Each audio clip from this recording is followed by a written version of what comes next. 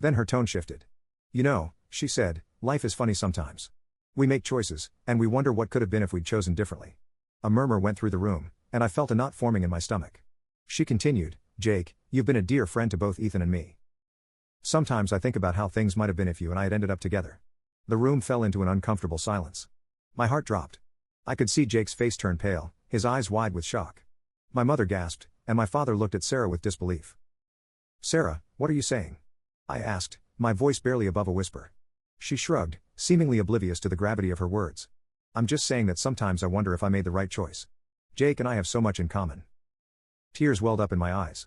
I felt a mix of humiliation, anger, and heartbreak. Without saying another word, I stood up and left the table. I heard Jake call after me, but I couldn't face anyone at that moment. I went upstairs, grabbed a suitcase, and started throwing clothes into it. Sarah followed me into the bedroom. What are you doing? She asked, sounding more annoyed than concerned. I'm leaving, I said tersely. I can't stay here after what you just said. Don't be dramatic, Ethan. It was just a thought. Nothing's happened between Jake and me. I spun around to face her. Whether or not anything has happened, you just told our entire family that you wish you'd married my best friend.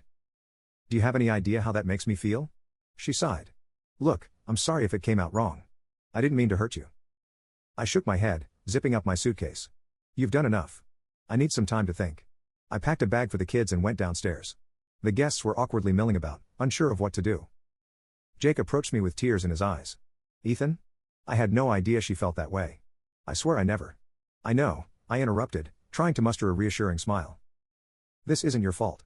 Jake looked relieved, but still concerned. Is there anything I can do? He asked softly. I shook my head. I just need some time to process everything. Gathering my composure, I walked over to the kids. Liam, Sophie, grab your things. We're going to stay with Aunt Mary for a little while. Why, Dad? Liam asked, his eyes filled with confusion. Just a little family trip, I replied, trying to sound upbeat. As we left, Sarah stood at the doorway. Ethan, please don't go. Let's talk about this. I paused for a moment. We'll talk when I'm ready, Sarah. At my sister Mary's house, the kids settled in quickly, excited to spend time with their cousins.